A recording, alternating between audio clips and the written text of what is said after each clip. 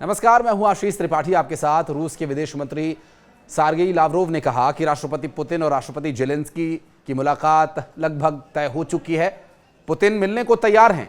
जब हम उस स्थिति में पहुंचेंगे जहां आपको दस्तावेजों पर हस्ताक्षर करने होंगे तो हम ये स्पष्ट रूप से समझाना चाहते हैं कि हस्ताक्षर करने वाला कोई वैध व्यक्ति होना चाहिए। अब इस बयान से ये तो बात साफ हो रही है कि वहां के राष्ट्रपति यानी यूक्रेन के राष्ट्रपति जेलेंस्की को पुतिन सरकार राष्ट्रपति नहीं मानती है। लावरोव ने आगे कहा कि यूक्रेनी संविधान के अनुसार जेलेंस्की वैध नहीं है। विदेश मंत्री सार्गेई लावरोव ने अमेरिकी राष्ट्रपति डोनाल्ड ट्रंप को लेकर अपनी बात कही। उन्होंने कहा कि राष्ट्रपति पुतिन ट्रंप का सम्मान करते हैं, अमेरिका राष्ट्रीय हित और कल्याण पर उनके ध्यान का सम्मान करते हैं। मुझे इसमें कोई संदेह नहीं। ट्रंप रूस के राष्ट्रीय हितों की रक्षा के लिए राष्ट्रपति पुतिन के इस दृष्टिकोण का भी सम्मान करता है। लावरोव ने जोर देकर के कहा कि जेलेंस्की यूक्रेन की सरकार के डिफैक्टो प्रमुख है, लेकिन असली सवाल यह है कि समझौते पर हस्ताक्षर कौन करेगा। उनका दावा यह है कि जेलेंस्की की ओर से लगातार बैठक की अपील उनकी वैधता को मजबूत करने का एक राजनीतिक तरीका है। दरअसल मई में जेलेंस्की का 5 साल का कार्यकाल समाप्त हो चुका है। हालांकि यूक्रेन का कहना यह है कि मार्शल लॉ यानी युद्धकालीन आपातकाल के चलते उनके राष्ट्रपति पद की शक्तियां स्वतः बढ़ जाती हैं और वे अभी भी देश के वैध प्रमुख हैं। लावरोव के ये बयान ऐसे समय में आए हैं जब कुछ दिन पहले ही अलास्का में रूस के राष्ट्रपति पुतिन और अमेरिका के राष्ट्रपति डोनाल्ड ट्रंप के बीच एक अहम बैठक हो चुकी है। इस बैठक के बाद रूस ने अमेरिका से रिश्ते सुधारने की बात कही और ट्रंप को मॉस्को आने का न्योता भी दिया। अमेरिका के उपराष्ट्रपति जेडी वेंस ने कहा कि रूस ने ट्रंप की मांगों को लेकर यूक्रेन को लेकर काफी रियायतें दी हैं और ये काफी अहम है। उन्होंने दावा यह किया कि ट्रंप बेहद आक्रामक और ऊर्जावान कूटनीतिक तौर पर युद्ध खत्म करने के लिए रास्ता खोज रहे हैं।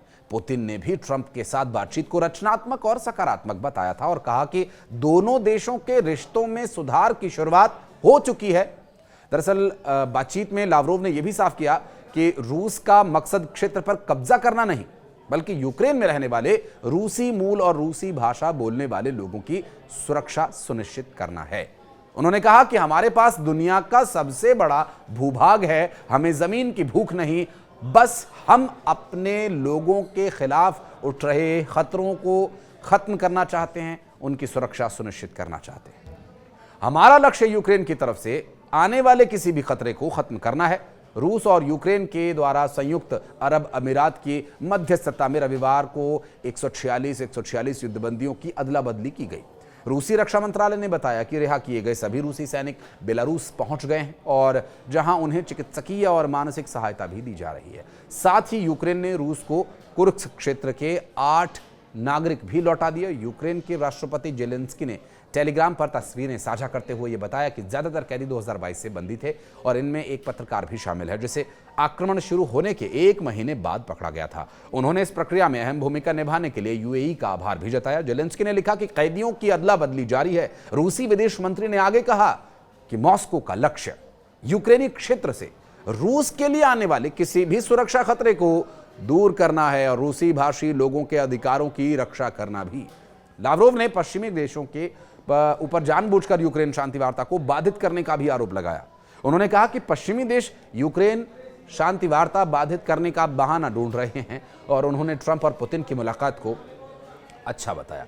रूस ने रविवार को यूक्रेन पर ड्रोन हमले को लेकर भी बात कही और ड्रोन हमला करने का आरोप लगाया, जिसके कारण उसके पश्चिमी कुर्स्क क्षेत्र में स्थित परमाणु ऊर्जा संयंत्र में रातों रात आग लग गई। यह घटना ऐसे समय में हुई जब यूक्रेन अपनी स्वतंत्रता के 34 वर्ष पूरा होने का जश्न मना रहा है।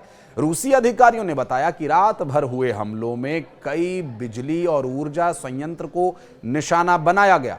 टेलीग्राम पर संयंत्र की प्रेस सेवा के अनुसार परमाणु संयंत्र में लगी आग को तुरंत बुझा दिया गया और किसी के हताहत होने की कोई सूचना नहीं है। हालांकि इस हमले में एक ट्रांसफार्मर जरूर क्षतिग्रस्त हुआ था, लेकिन विकिरण का यानी रेडिएशन का स्तर पूरी तरह से सामान्य रहा।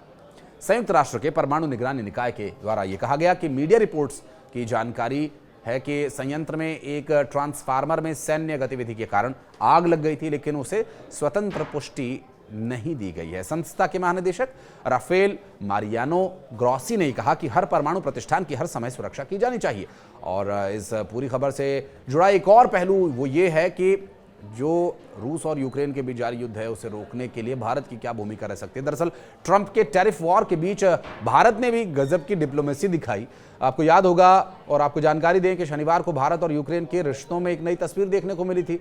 दिल्ली स्थित कुतुब मीनार यूक्रेन के स्वतंत्रता दिवस की पूर्व संध्या पर यूक्रेन के राष्ट्रीय झंडे से इसे रोशन किया गया। और इस बीच भारत ने यूक्रेन के राजदूत अलेक्जेंडर पोलिश्चुक ने समाचार एजेंसी से बातचीत में यह बताया था कि भारत और यूक्रेन के बीच भविष्य की रणनीतिक साझेदारी की दिशा में तेजी से आगे मजबूत कदम बढ़ाए जा रहे हैं। यूक्रेन के राजदूत अलेक्जेंडर पोलिश्चुक ने कहा कि पीएम मोदी ने यूक्रेन के राष्ट्रपति व्लादिमीर जेलेंस्की को भारत आने का न्योता दिया और दोनों पक्ष फिलहाल तारीख तय करने पर काम कर रहे हैं। उन्होंने यह भी बताया कि राष्ट्रपति जेलेंस्की का भारत आना दोनों देशों के रिश्तों के लिए एक बहुत बड़ी उपलब्धि होगा। आपको बता दें कि साल के अंत में रूस के राष्ट्रपति का भी भारत दौरा प्रस्तावित है और हाल ही के दिनों में भी भारत के सुरक्षा सलाहकार अजित डोभाल ने यह पुष्टि की थी कि पुतिन इसी साल के अंत में भारत के दौरे पर आएंगे।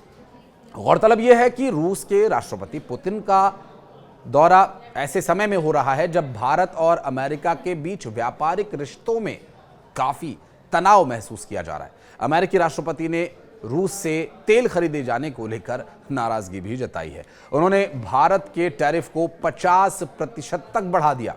तो अंत में अब सवाल यह है कि क्या रूस जेलेंस्की को राष्ट्रपति नहीं मानता है? अगर वो नहीं मानते हैं जैसा कि बयान से विदित है तो ऐसे में समझौते की बात तो बेमानी ही दिखाई देती है। आपको क्या लगता है, साइन हो पाएंगे? कुछ कहना है तो कमेंट सेक्शन में आइए। धन्यवाद।